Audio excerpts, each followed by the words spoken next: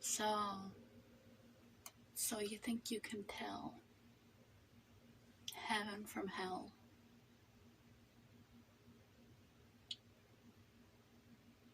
Can you tell a green field from a cold steel rail, a smile from a veil?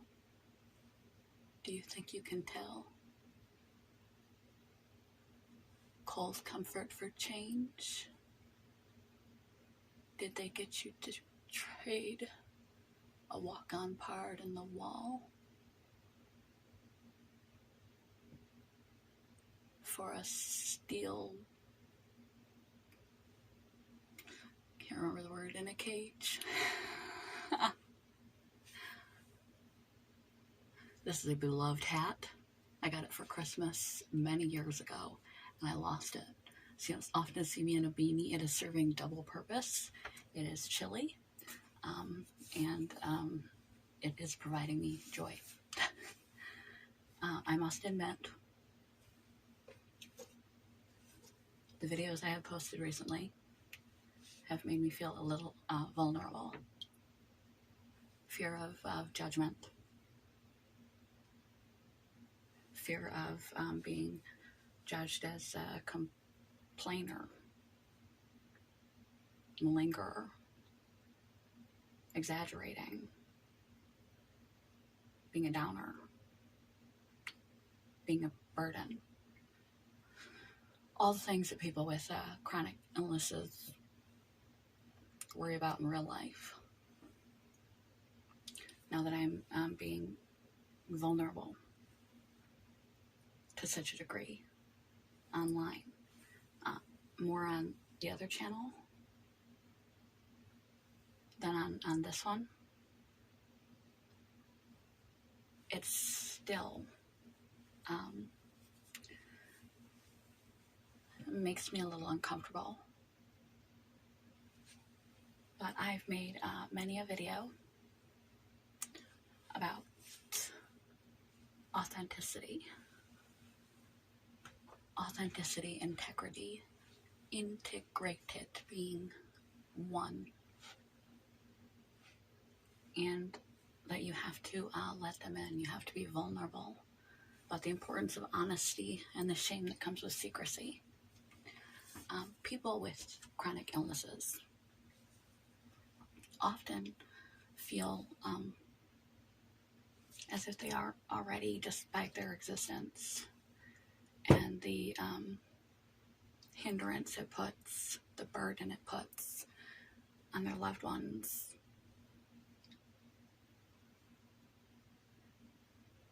a burden, a drag, etc. Anyone going through something, it's important, whether it's a trauma from the past to the present, a major change in your life. When we go through things, we need to talk about them. We need to share them and express them with other people. It is psychologically beneficial to open up and to have radical honesty. That is, I will not say or be or do anything that isn't in line with who I am. And I felt as though I was hiding for fear of judgment, a major component of my life as it stands today, by not being more transparent about my illnesses. But even this morning, I'm feeling, I just posted it yesterday, and I'm feeling a little anxious about putting those posts out there, because I'm feeling vulnerable and exposed. But there's no point in having firm values that guide you and guide your life if you're not going to stick by them. And as I said, I talk about vulnerability. being important, you have to share. Not it all. There's an importance to privacy, and you're allowed to have your secrets as well. Boundaries are important, but to build intimacy, to not wear a mask, to be yourself, to be authentic, and to be vulnerable, to share what's in your heart and what's in your life with someone else brings them closer. How important it is to be authentic through and through. Sure, you're not going to swear in church or to your grandma, but you might to your friends. But to be the same person throughout, that you are you. And I felt like, especially since my health has just sort of taken a explosion, pull the rug out from under me situation in my life lately, that I was giving you just a sliver, a carefully curated portion of me and what my life really consists of at the present moment. And that's something I firmly am against. I'm firmly against influencers giving this impression through these 5-hour sessions of lighting and positioning their specially made vegan entree to look just exquisite so that you can never measure up. Giving you a presentation of this perfectly curated impression that they want to put out socially so that you feel like you can never be enough. We have enough feeling like we can never be enough without having social media blasted in our face all the time. That gives the impression that people are leading these perfect lives, that they are perfect, they are happy, everything is perfect all the time with them. And I felt like as my health became worse and worse, and I was not sharing that because I didn't want to complain.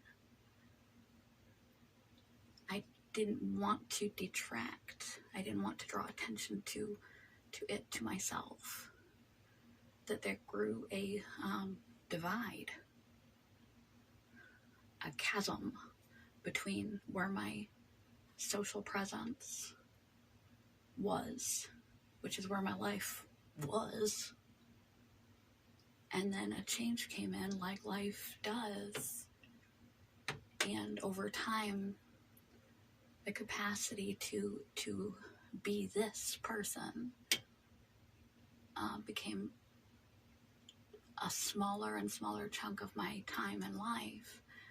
And to be the broken person struggling with their illness and trying to find answers, and struggling through the symptoms and trying to find answers, and the job change situations and other personal circumstances became more and more that I was contending with in my time, in my days.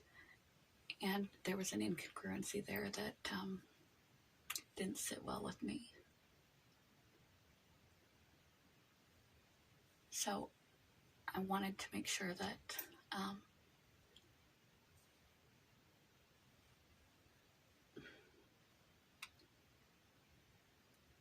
I held to my values. I made a video about have firm values. When you reach junctures in your life, because life can change for good or for bad at any point, you could go from, and you're allowed to grow and change for good or for bad. You're allowed to go from a vegan to a carnivore to a vegan, feminist to a traditional housewife, planning to have children all your life to a career woman. You're allowed to change your mind. You don't have to live up to the persona. And if something happens in your life that is outside of your control, trichotomy of control, it's really not you're doing something different. And part of the whole premise of the Happiness Channel is that you can grow and change. You can consciously decide to do things different and direct your ship. You can make choices and change and grow and adapt and in your life. And I would prefer it would be something like I was, totally like, I'm never going to get married. I'm never going to get married. I'm never going to be a housewife. I'll never marry all my life. And then, I'm announcing that, hey guys, I'm getting engaged, surprise. Or like, I've never wanted children. And then I'm like, guess what? I'm looking to get pregnant. Something good. I'm allowed to change.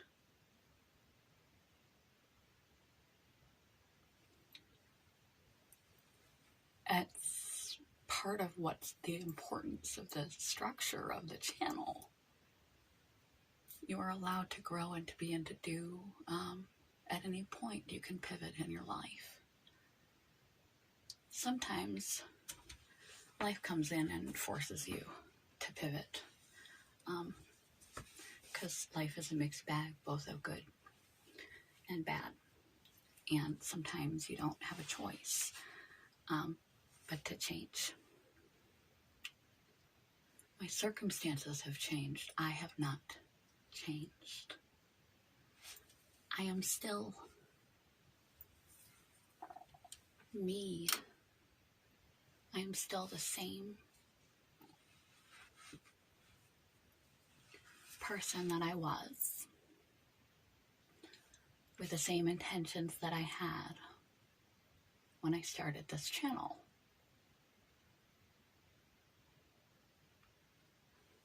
But you have to make certain things in your life non-negotiables. And you have to learn to trust yourself and regain faith in yourself. Also things I've discussed on the channel. Non-negotiables are certain things that they're an absolute yes or an absolute no, no matter what in your life, like your value system that you can turn to when things change, when you grow or change suddenly, or something changes upon you suddenly, and you're different and you feel like you might, you're going to level up, or your life took a nosedive, and you're going to distance people. You're going to be rejected. Every human doesn't want to be rejected from the tribe. We all want to fit in. We all want to be liked. It's part of our biology. In order to keep you on course when things get confusing, you have to have non-negotiables in your habits, in your belief system. And one of my non-negotiables is authenticity. Tell it like it is. Integrity, honesty, radical honesty. And as, like I said, the reality of what I did, I kept track, shared it with you all. And then I started to get sicker and sicker and sicker, longer and more often, and it just sort of swallowed most of my time and life up. And I still did the things, or I couldn't have put them on film, and thought the things and practiced the things that I shared. But there was so much of my life building that I wasn't sharing. And I felt like I was becoming one of those people who curate an image that's not authentic, and that help perpetuate this unrealistic expectation that you're always going to be happy and your life is always going to be perfect, and this pretty picture that's not the truth of my current situation. That I was being inauthentic, not having integrity, not holding up to my core values, and my core values are non-negotiables.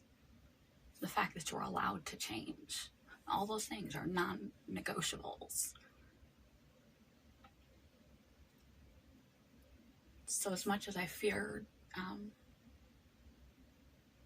because I fear it in my personal, real life relationships.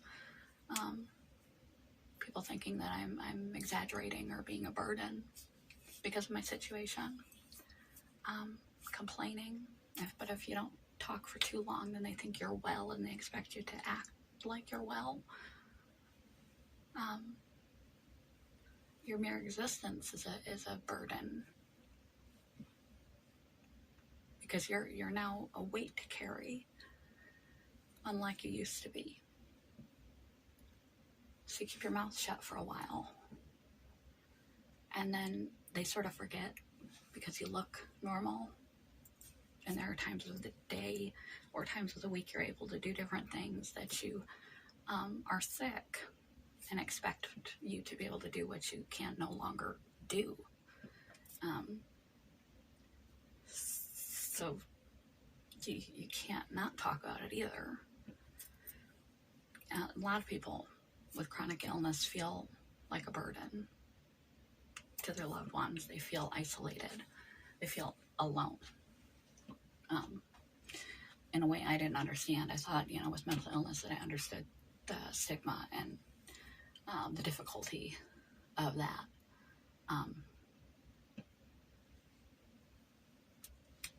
Not until I got an invisible illness.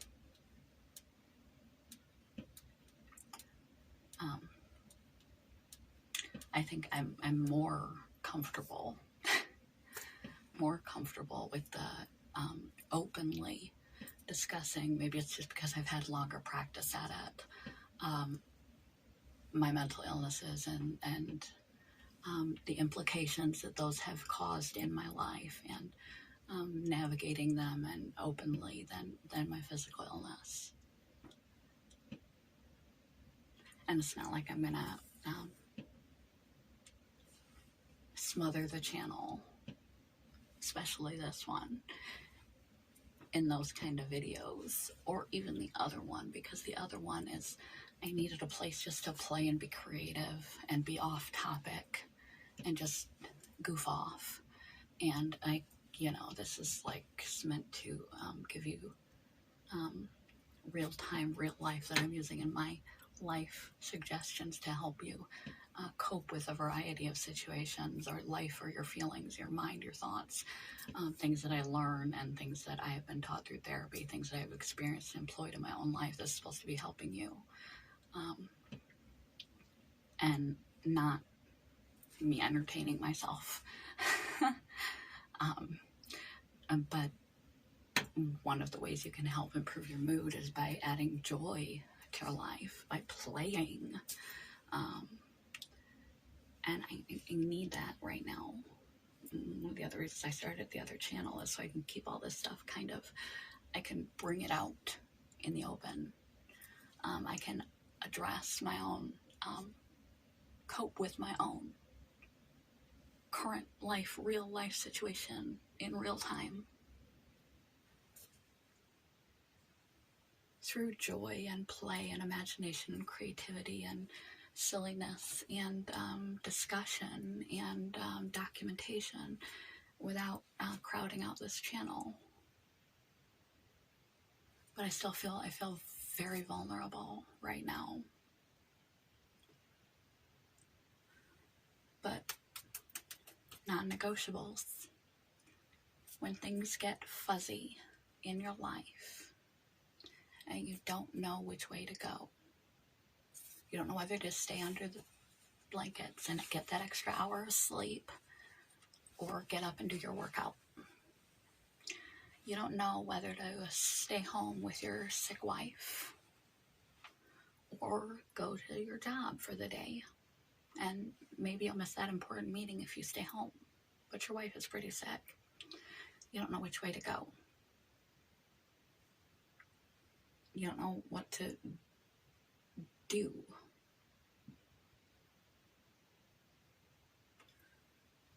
You don't know how much to share, or whether people will think you're discredited in your ability to cope, when actually chronic 24/7 constant illness, physical pain,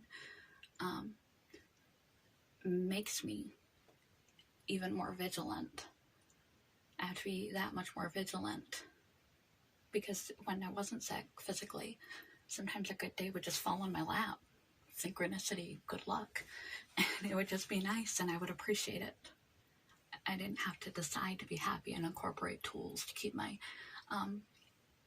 inner world and my perception and the stories I tell myself and my thought patterns, etc., and practices in shape. I would just land on a lucky day. Now, sometimes good things do happen still as good days, but I'm still suffering during them. So it's hard to be mindful, it's hard to be present, it's hard to be appreciative, it's hard to be grateful. To enjoy the good days, I have to consciously work every day, even on a naturally good day, to be of good heart, to be of good mood, to be of good nature, to be compassionate, to be caring, to do the right things for myself and other people, to stay happy. I have to work even harder now than before. And so does everyone else with a chronic illness. They may seem morose or down. It's because they're hurt. It's hard not to complain when you stub your toe. You're like, ow, mother, that hurt. Or your funny bone. It hurts. You know, it doesn't make you the most chippery person. Yeah. But if you're able to cope well with a constant chronic illness, particularly a really debilitating one, or the one that causes you incessant, constant pain, you're really using and implementing consciously 24/7 tools, tactics, tips, and things that will make you happy. So I felt vulnerable, I felt exposed, I felt I was fearing being judged and rejected, feeling like I was being, potentially discredited. I didn't know, and I don't know why. That's so strange that I felt so much more comfortable. And like I said, the only thing I can guess is because my first hospitalization was like way back 10, 15 years now. I've been with my boyfriend for 10, so like 15 years ago was my first hospitalization for psychosis. I've dealt with my mental illness for so long that I feel comfortable, despite the stigma, especially with something as severe as psychosis, versus what I'm dealing with now, the physical disability, the invisible physical disability. It's so new. I haven't mastered how to manage it yet, even in my life, let alone all the ways to talk about it that make me feel vulnerable. But if you want intimacy in your life, and you don't want a yucky feeling, because secrecy adds to more secrecy, and you have this curated impression online that is just bad for society, bad for other people, makes them feel less than anyway, and the social presentation of you that doesn't match, you feel a pressure to keep up with something you can't be. And you're putting that on yourself by not being authentic and honest. Honesty is always the best policy. There's a tactful way to be honest, of course, but honesty is the best policy, because secrets breed more secretism, and secrets breed shame. So I guess that's kind of what I'm going to title this one, is have non-negotiables. I haven't really spoken about it, and it's kind of a round the way scenic route to get to the concept of having non-negotiables in your life. But the exposure, the vulnerability, the anxiety of being so candid about my situation, what's on my mind today. I woke up with it. And as I practice what I preach, it made me have to be honest about it, and it made me have to explain why I went there. From the start, just because I had to be honest about it. I don't want to be part of the problem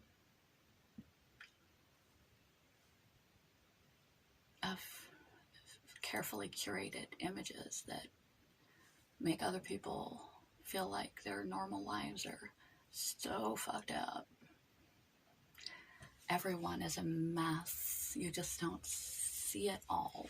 And everyone's mess is a different flavor. They all have the same worries and concerns, and everybody has situations. They just don't put it on blast.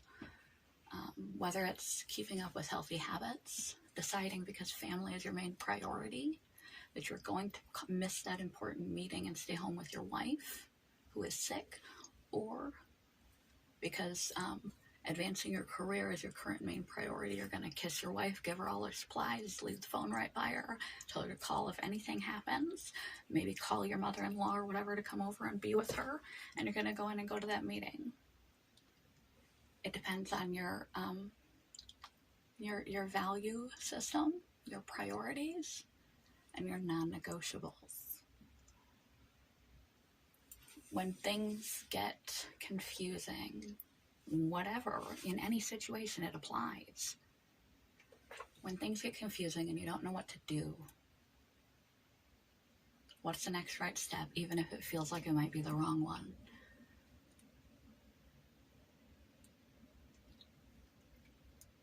Judge by your non-negotiables. Your firm values, your priorities, and your non-negotiables will guide you in what is the next right step. And the next right step for me was to this growing divide between a portion, what had now become a portion of my life, and what was now a significant encompassing of my life, is to be transparent and bridge that divide so I don't feel false or curated or unreal, or like I have to hide a portion of myself.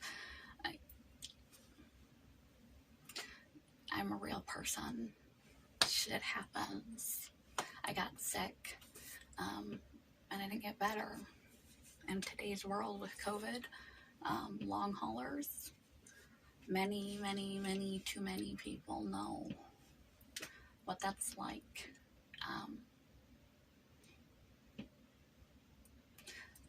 I'm not the only one in this position. And I do still use my tools. I use them more than ever to cling on desperately, daily, to try to be in the best possible disposition possible. So have firm values, priorities in order, and also have non-negotiables. This is always a yes as far as who I am, what I'm about, what I will or will not do, what I say yes to, what I say no to, what is important to me.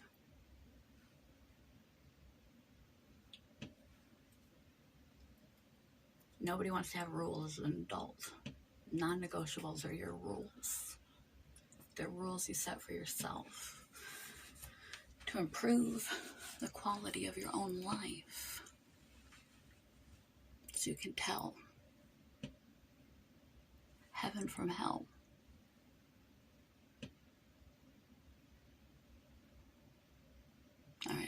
long video, meandering video.